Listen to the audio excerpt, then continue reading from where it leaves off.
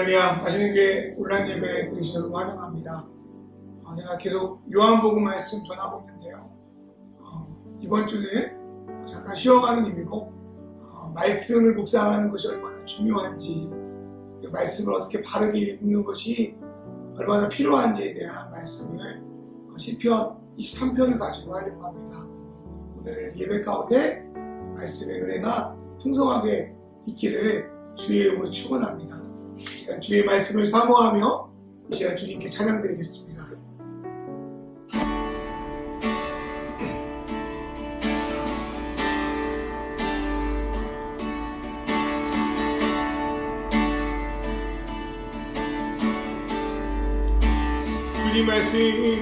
주님 말씀하시며 내가 나가리라. 주님 뜻이 아니면 내가 멈춰서리라. 나의 가고 서는 곳 주님 뜻에 있으니 오 주님 우리 고백합니다. 주님 말씀하시며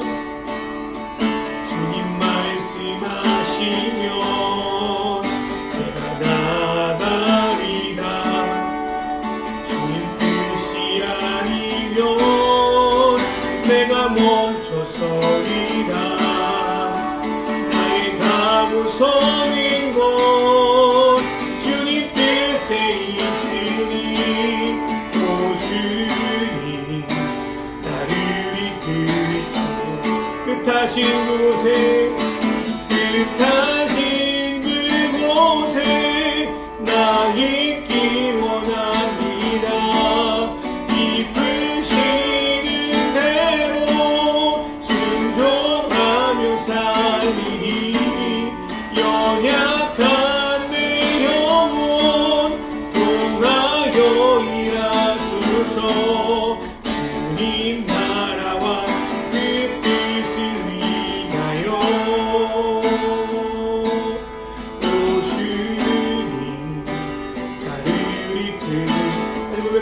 주님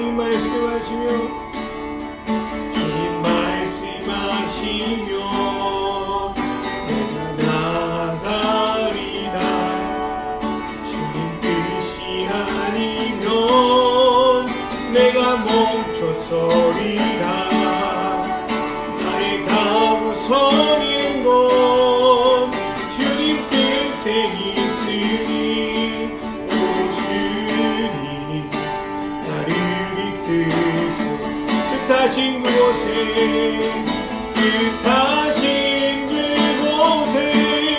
나 있기 원합니다. 이끄시는 대로 순종하며 살리니 연약한 내 영혼 통하여 일하소서. 주님 나라와 뜻을 다시 한번 뜻하신 그곳에 나 있기 원합니다. 이끄시는 대로 순종하며 살리니 연약한 내 영혼 통하여 일하소서. 주님 나라와 뜻을 위하여 오 주님 나를 오 주님 나를 이끄소서. 오 주님 나를 이끄소서.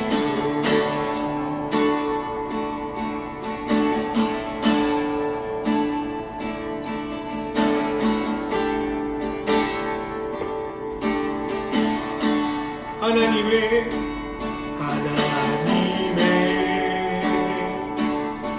말씀이 내 마음에 나의 뜻이 나의 삶이 다시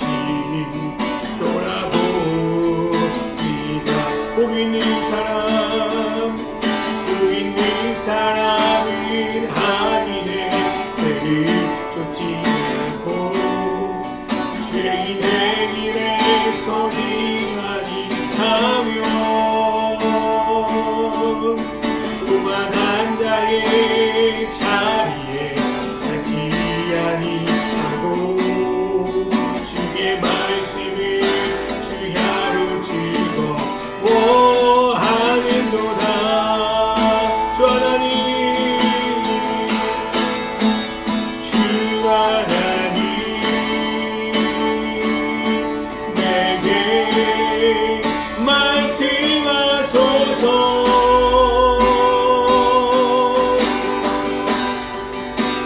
주의 말씀 듣기 나 원합니다. 주 하나님 주 하나님 내게 말씀하시네.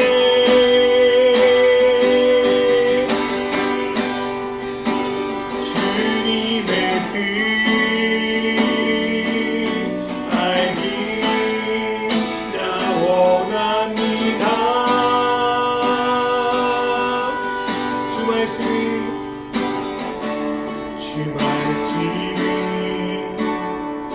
살아계셔 나를 보게 하시 말씀으로 나의 삶을 인도하여 주소서. 복 있는 사람은 아니네 죄를 쫓지 않고 죄인의 길에 서지 아니하며 오만한 자의 자리에 앉지 아니하고 주의 말씀을 주야로 즐거워하는도다. 주 하나님 주 하나님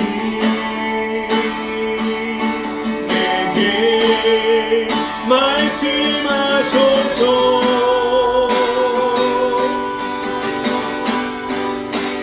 주의 말씀 듣기 나 원합니다. 다시 한번 주 하나님 주 하나님 내게 말씀하시네.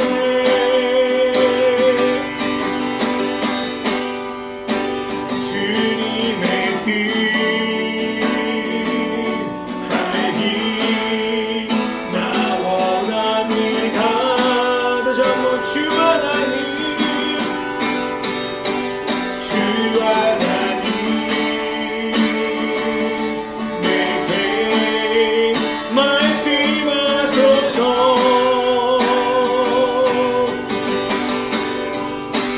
주의 말씀 듣기 나 원합니다. 더욱 간절히 주 하나님 주 하나님 내게 말씀하시네.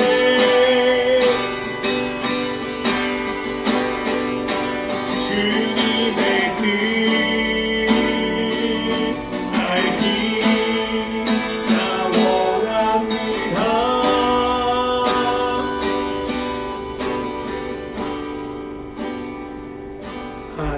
하나님의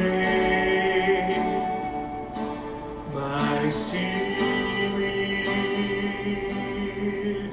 내 마음에 새겨 나의 뜻을 나의 삶을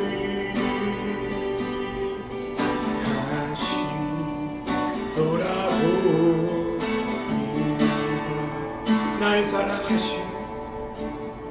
날 사랑하시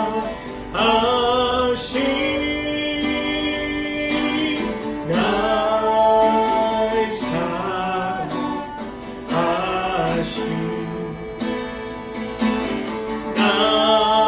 날 사랑하시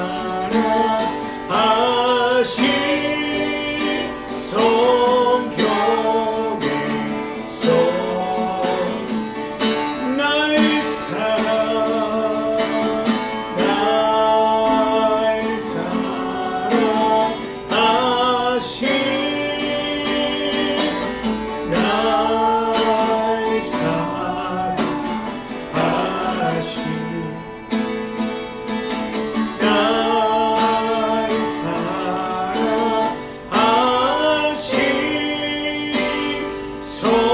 성경에서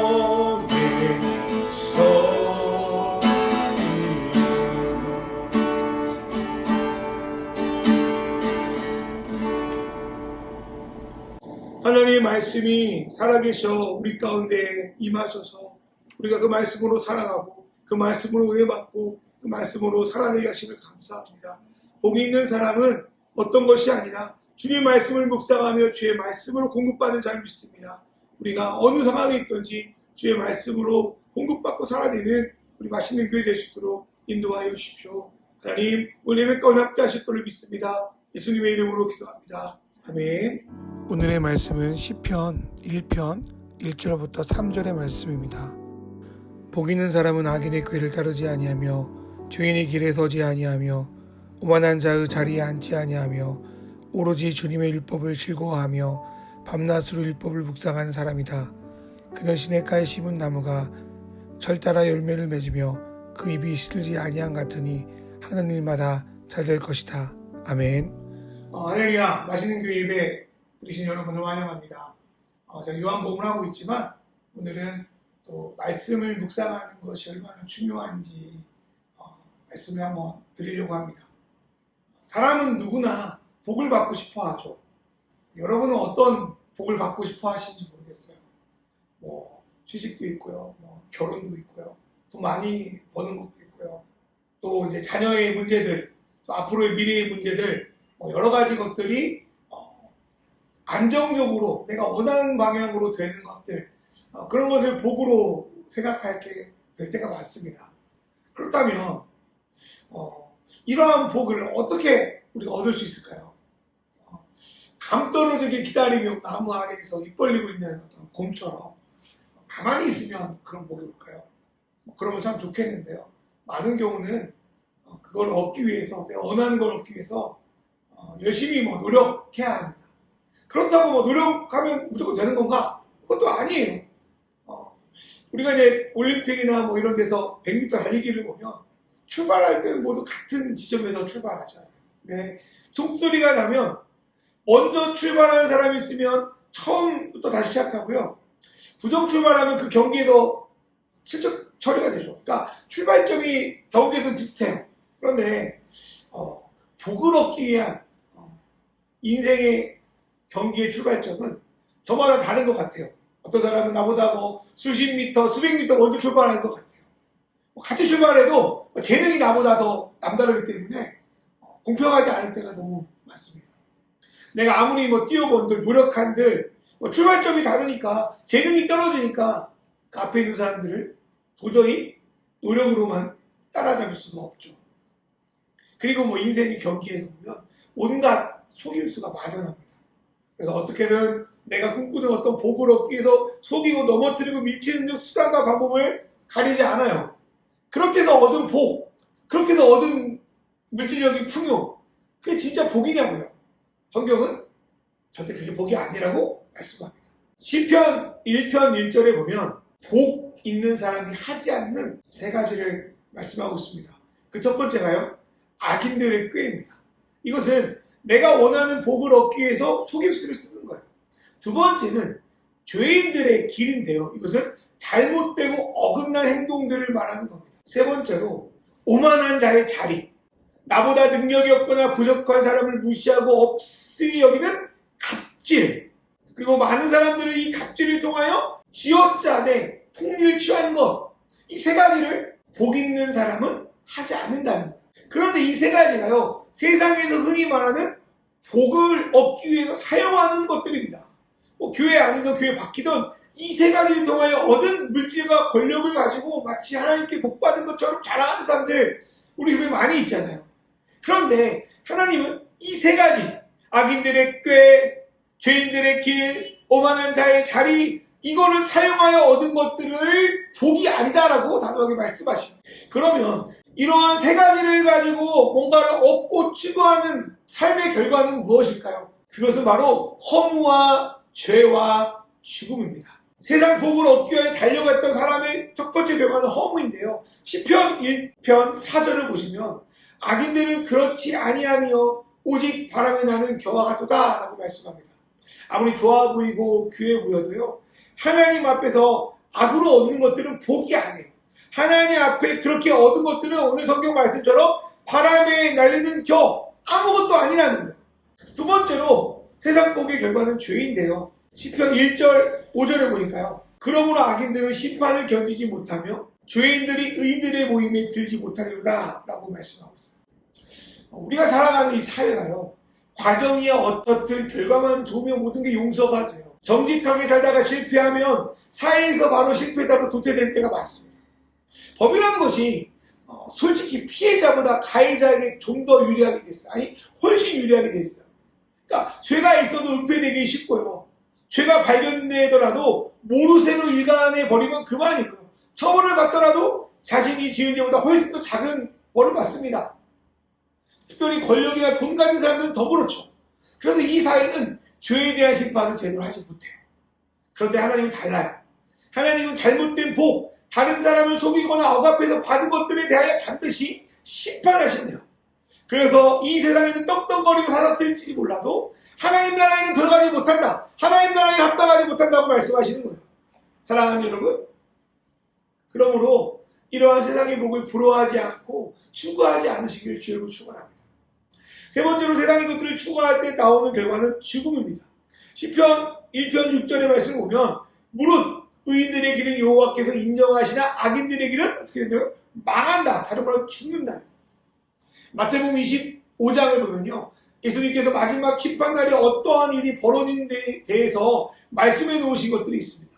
예수님은요, 세상에서 별 볼 일 없는 자, 눈에 띄지 않는 자를 향하여 내가 배고플 때 먹을 걸 줬고 목마를 때 마실 걸 줬고 헐 벗을 때 입을 걸 줬다, 그렇게 말씀하시죠. 그런데 그런 말씀을 들은 그 사람들이 뭐라고 말해요? 주님, 제가 언제 그랬어요? 제가 언제 이런 일을 했습니까? 라고 되묻습니다. 그러니까 이게 뭔 말입니까? 자기가 인식하지 못하는 그 작은 일들, 하나님께 차마 이거는 드릴 수 있을까 하는 그 작은 일들을 하나님이 기억하시고 다른 사람에게 했던 그 작은 일을 그 사람뿐만 아니라 바로 나 예수에게 했다고 주님이 높여주시는 거예요. 세상에는 별 볼 일 없어도 자신이 가지고 있던 그 작은 것을 가지고 하나님 말씀대로 내 옆에 있는 작은 자, 자기도 작으면서 나보다도 작은 그 한 사람을 섬긴 자들, 그런 자들을 예수님은 인정하시고 그 영생의 길로 이끄신다고 마태복음 25장에서 말씀하는 거예요. 그런데 좌편에 있는 자, 마태복음 7장에 의하면 아마도 이들은 세상과 교회 안에서 인정받고 꽤 잘 나갔던 자들로 추측이 돼요. 그런데 예수님은 이들이 자신의 욕심과 욕망에 취해서 정말 도와야 할 자, 섬긴 자들을 돕지 않았다고 말씀하십니다. 예수님은 내가 너희들을 도무지 모르겠다며 이들을 하나님 나라가 아니라 영원한 죽음의 길로 보내십니다. 우리의 인생이 복받은 인생인지 실패한 인생인지는 결국 하나님 앞에서 나타납니다. 우리 세상에서 인정받고 떵떵거리며 살았더라도 하나님이 인정하지 않으면 망한 것이고요. 뭔가 내 인생에서 수많은 것들을 누린다 하더라도 하나님이 그거를 아니다고 하시면 그건 축복이 아니라 죽음을 향해 인생을 허비하는 것과 다름이 없습니다. 그렇다면 하나님이 말씀하시는 복, 성경에서 말씀하시는 복이 있는 사람은 누구인가? 시편의 말씀은 두 가지를 말씀합니다. 첫 번째로 말씀을 즐거워하는 사람입니다. 여러분, 무엇을 할 때 가장 즐거우세요?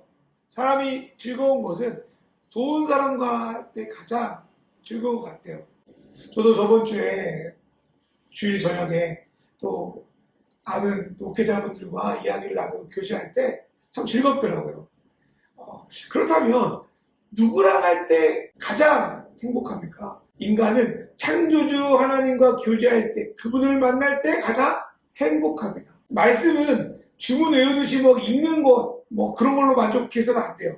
말씀이 중요한 이유는 그 속에서 우리는 하나님을 만나고요. 그분과 대화하고요. 그분과 친해지기 때문에 말씀이 중요해요. 그럴 때 우리는 세상이 줄 수 없는 그 놀라운 즐거움과 기쁨을 그 말씀을 통하여 누릴 수 있습니다. 하지만 우리는 성경을 통하여 하나님을 잘 만나지 못하는 것 같아요. 여러 가지 이유가 있겠지만 그 중에 하나는 하나님과 데이트하는 방법을 잘 몰라서 그렇지 않을까 생각이 들어요. 데이트하는 방법을 모르면 배우면 되겠죠.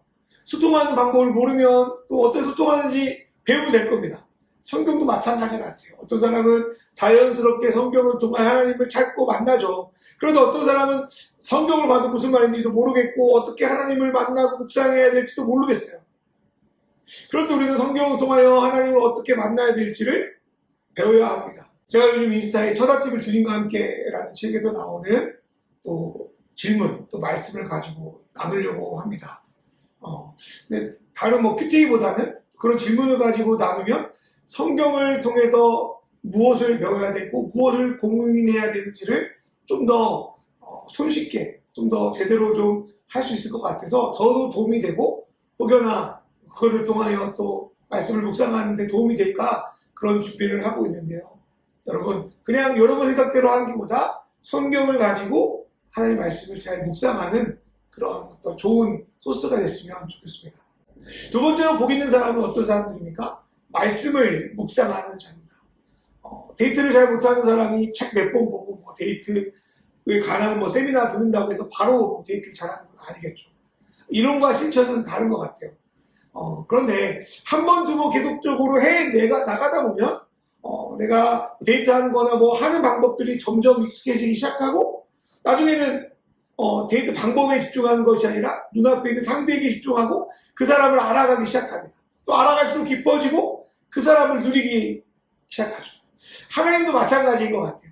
처음 몰랐던 성경 읽기 시작하면 말씀을 좀 즐거워하는 것을 넘어 말씀을 깊게 묵상하게 됩니다.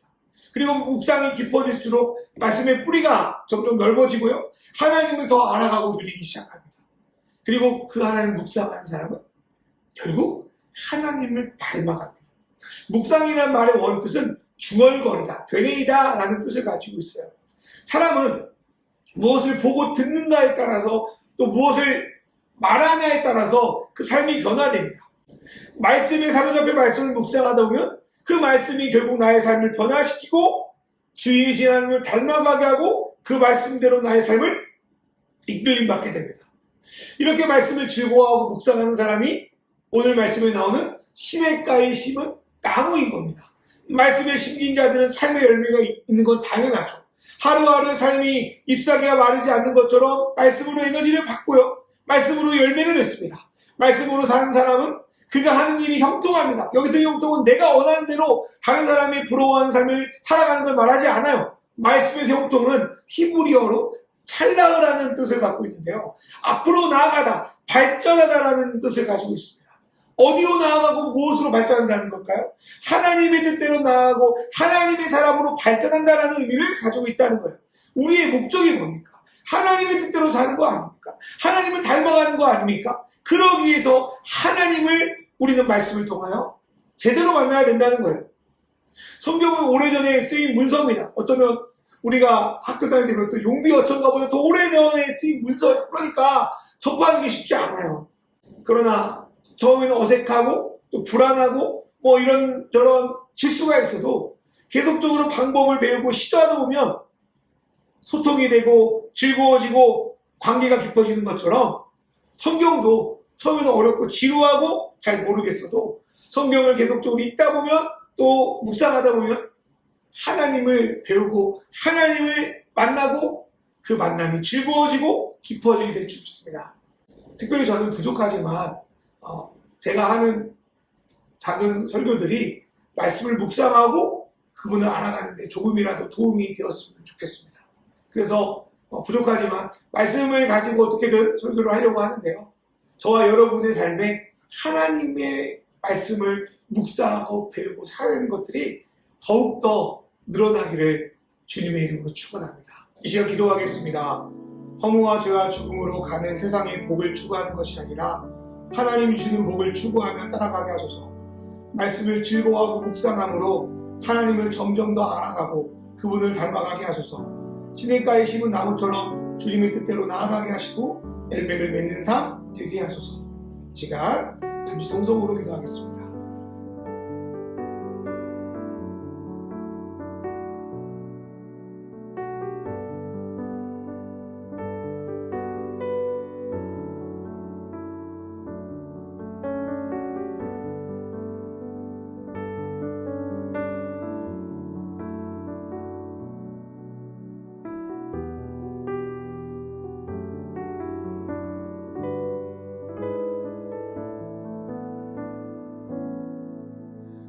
하나님 아버지, 복이라고 해서 세상의 복을 하나님이 주시는 축복으로 착각할 때가 많이 있습니다. 그러나 오늘 말씀처럼 세상이 줄 축복은 결국 죄와 허무와 죽음으로 빨려 들어가는 것임을 보게 되며 하나님이 주시는 복을 추구합니다. 그 복은 바로 말씀으로부터 오게 됩니다. 하나님 아버지, 우리가 말씀을 통하여 하나님을 더 알기 원합니다. 하나님과 더 교제하기 원합니다. 하나님과 더 깊어지기 원합니다. 그래서 하나님을 닮아 하나님의 뜻으로 살아가기 원합니다.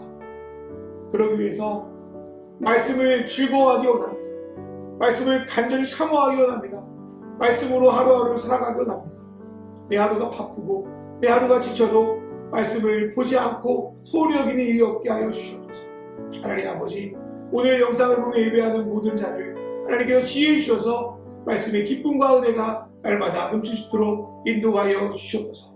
하나님 아버지, 어쩌면 말씀이 흥황한 것 같지만 사무엘 시대처럼 말씀이 보이지 않는 그런 시대로 우리가 살아가는지도 모르겠습니다. 그러나 그 가뭄 속에도 시냇가에 심은 나무, 하나님의 말씀이 붙어있는 나무들은 과실을 맺는 것처럼 하나님, 영적인 흉년이 가득한 시대 가운데 믿음의 사람들을 붙들어주시고 지켜주셔서 하나님 말씀으로 맺는 그러한 삶을 살아갈 수 있도록 인도하여 주시옵소서. 하나님 아버지, 상황과 환경은 다를지라도 주님을 예배하기 원합니다. 주의 말씀을 사모하기 원합니다. 주의 말씀을 편안하게 원합니다. 하나님, 우리를 붙들어 주시고 지혜 주시고 인도하여 주시옵소서. 이 모든 말씀을 주 예수 그리스도의 이름으로 기도드리옵나이다. 아멘. 이제는 우리 주 예수 그리스도의 은혜와 하나님 아버지의 사랑과 성령님의 인도하심이 이제 세상의 복이 아니라 악인들의 복이 아니라 하나님의 말씀의 복을 추구하며 주님의 시냇가에 심겨져 주님의 열매를 맺기를 소원하는 믿음의 귀한 자녀들에게 그리고 마시는 교회 위에 이제로부터 영원히 함께 하시기를 간절히 축원하옵나이다. 아멘.